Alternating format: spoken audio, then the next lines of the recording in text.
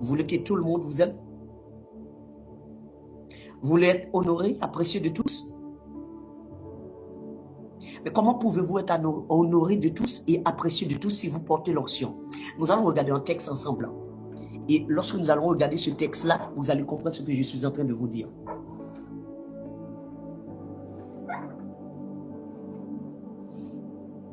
Alors, prenons avec moi Ésaïe 53. Ésaïe, le chapitre 53. Ok? Ésaïe, chapitre 53. Nous allons regarder quelque chose ensemble. Ok?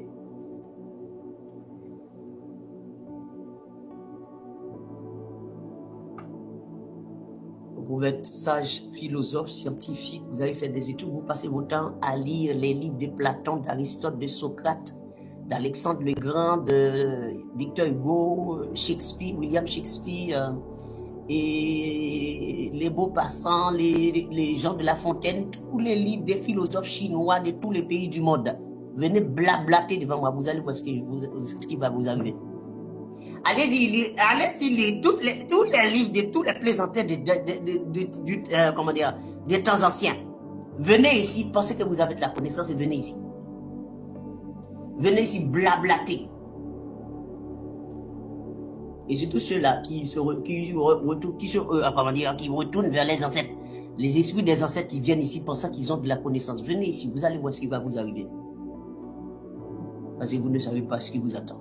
Nous sommes dans Ésaïe 53, s'il vous plaît. Ésaïe 53. Qui a cru à ce qui nous était annoncé? Qui a reconnu le bras de l'Éternel? Qui a cru à ce qui nous était annoncé? Hein? Ce qui nous était annoncé, plus que parfait. C'est la conjugaison prophétique. Ok? Qui a cru? Et qui a reconnu le bras de l'Éternel? Comment peut-on reconnaître le bras de l'Éternel? Hein? Donc le bras de l'Éternel, c'est quelque chose ou bien c'est quelqu'un qu'on peut reconnaître. Et qui a reconnu le bras de l'Éternel? Qui? Voyons voir le bras de l'Éternel, c'est qui ici? Il s'est élevé devant lui comme une faible plante. Qui? Le bras de l'Éternel. Comme un rejeton qui sort d'une terre desséchée. Qui? Le bras de l'Éternel. Il n'avait ni beauté. Qui? Le bras de l'Éternel. Ni éclat pour attirer nos regards. Qui? Le bras de l'Éternel. Et son aspect n'avait rien pour nous plaire. Qui? Le bras de l'Éternel. Gardez-vous, soldats. Hein? Regardez, est-ce que vous comprenez ce que je suis en train de dire là? Je suis dans Ésaïe 53, le verset 1er 2. Je recommence. Qui a cru à ce qui nous était annoncé? Qui a reconnu le bras de l'Éternel là? Hein? Il s'est élevé devant lui comme une faible plante. C'est-à-dire le bras de l'Éternel a été élevé. Donc le bras de l'Éternel, c'est un enfant. C'est un enfant. Donc, comme un rejeton d'une terre déchirée. Qui? Le bras de l'Éternel. Il n'avait ni beauté. Ah bon, le bras de l'Éternel, beauté. Hein? Il n'avait ni beauté, ni éclat pour attirer nos regards. Et son aspect n'avait rien pour nous plaire. Qui? Le bras de l'Éternel. Méprisé. Qui? Le bras de l'Éternel. Et abandonné des hommes. Qui? Le bras de l'Éternel. Homme de douleur. Ah bon, le bras de l'Éternel est un homme. Oh my God. Et habitué à la souffrance. Oh, le bras de l'Éternel a souffert. Donc c'est un homme. Hein? Le bras de l'Éternel est un homme. Oh, ok. Donc, on nous a demandé qui a reconnu le bras de l'Éternel. Le bras de l'Éternel, c'est l'Éternel lui-même, non? Le bras de l'Éternel, hein? Mon bras. Mon bras, c'est moi, non? C'est mon bras, hein? C'est moi. Ah, le bras de l'Éternel, hein? Le bras de l'Éternel, hein? C'est une faible plante, hein? C'est un rejeton, hein? Il n'avait ni beauté, hein? Ni éclat pour attirer nos regards. Et cependant, son aspect n'avait rien pour nous plaire. Méprisé, abandonné des hommes. C'est quoi? Homme de douleur. Donc, le bras de l'Éternel est un homme de douleur. Méprisé et abandonné des hommes, homme de douleur et habitué à la souffrance, semblable à celui dont on détourne le visage. Nous l'avons dédaigné. Nous n'avons fait de lui aucun cas. Prophétie sur vous. Cependant, ce sont nos souffrances qu'il a portées. C'est de nos douleurs qu'il s'est chargé. Et nous l'avons considéré comme puni, frappé de Dieu et humilié. Qui? Le bras de l'Éternel est frappé de l'Éternel. Et l'Éternel frappe son propre bras. Hey! Quelle parole! L'Éternel frappe son propre bras. Il faut me dire ce que je suis en train de dire là, ce n'est pas vrai serviteur. Comment ça? L'Éternel frappe son propre... regardez, frappé de Dieu et humilié. C'est-à-dire, l'Éternel frappe son propre bras. C'est-à-dire, l'Éternel frappe le bras de l'Éternel. L'Éternel, Adonai frappe le bras d'Adonai. Adonai qui a un bras, le bras d'Adonai c'est un homme. Et Adonai même, son bras c'est un homme. Et Adonai frappe son bras, son propre bras. Il n'a pas demandé à quelqu'un de frapper son bras. C'est lui-même qui a frappé son bras. Lui-même. Vous n'êtes pas content. La Cour pénale internationale est de l'autre côté. Il faut aller là-bas. Il faut aller porter plainte. Et dis-moi, mes serviteurs, je ne comprends pas. Il y a un plaisantin qui est venu ici pour me crosser. Lorsque il me posait des questions, je répondais. À un certain temps, lorsqu'il n'avait plus rien à dire, il dit, serviteur, mais je ne comprends pas. Mais c'est bizarre. J'ai dit, ah, vous ne comprenez pas. Mais si vous ne comprenez pas, je m'en fous.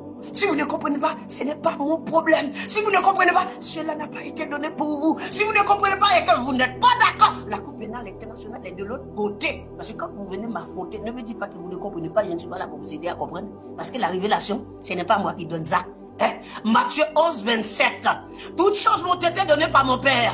Et personne ne connaît le Père si ce n'est le Fils. Et personne ne connaît le Fils si ce n'est le Père. Personne non plus ne connaît le Fils si ce n'est le Père. À qui le Fils veut le révéler. Donc le Fils révèle. Le Fils révèle le Père. C'est le Fils qui donne l'identité du Père. Si le Fils ne vous dit pas qui est le Père, vous ne pouvez pas savoir qui est le Père. Donc le bras de l'Éternel est un homme. Un homme de douleur, méprisé, dédaigné, abandonné des hommes. Et aujourd'hui, nous avons porté l'esprit, cet esprit-là, cet homme-là. Vous portez cet homme-là, vous portez le bras de l'Éternel. Vous voulez être aimé? Mais si le bras de l'Éternel, c'est un homme méprisé, abandonné des hommes. Nous l'avons dédaigné, nous l'avons fait de lui aucun cas. Qui peut porter l'esprit de cet homme-là et qu'on va vous honorer? Pendant ce temps, vous portez l'esprit de cet homme. Les apôtres ont porté l'esprit. Ils avaient porté l'esprit du bras de l'Éternel. Et ils ont été tous exterminés. Persécutés, abandonnés, sciés, torturés. Vous savez, à cause du bras de l'Éternel. Parce qu'il portait l'esprit. Le bras de l'Éternel, regardez, nous allons repérer le bras de l'Éternel, c'est quoi? Le bras de l'Éternel, c'est une plante. Le bras de l'Éternel, c'est un rejeton. C'est un rejeton, hein? Le bras de l'Éternel, c'est un homme. C'est un homme, le bras de l'Éternel est un homme. Le bras de l'Éternel. Et ce qui m'intéresse ici dans ce texte, le verset 4, c'est que nous l'avons considéré comme puni, frappé de Dieu et humilié. Nous l'avons considéré comme quelqu'un qui est frappé de Dieu, donc Dieu l'a frappé. Allez, Dieu a frappé son propre bras. Son propre bras même, là, le bras de l'Éternel, l'Éternel a frappé son bras. Son bras, là, lui, là. Alors les plaisantins qui disent, Jésus est son propre père. Vous n'êtes pas d'accord? Vous avez un problème avec ça? Jésus est son propre père. Il va prouver le contraire, qu'il n'est pas son propre père. Celui qui a été fait, le Dieu là qui a été fait chair là, il faut me dire que c'est un autre Dieu. Il faut me dire que c'est un autre Dieu. Vous avez une Bible, vous me prouvez le contraire. Aucun livre sur cette terre ne peut prouver le contraire de ce que nous sommes en train de dire, que de prouver cela plutôt. On est clair là-dessus. Vous entendez des gens qui disent Jésus n'a pas dit que ce sont des plaisantins. Depuis tout le temps que je suis là, je n'ai jamais trouvé quelqu'un qui me prouve que oui, il est écrit que Jésus n'est pas Dieu. C'est-à-dire que ce sont des menteurs, ils ont élevé une information qui n'existe pas.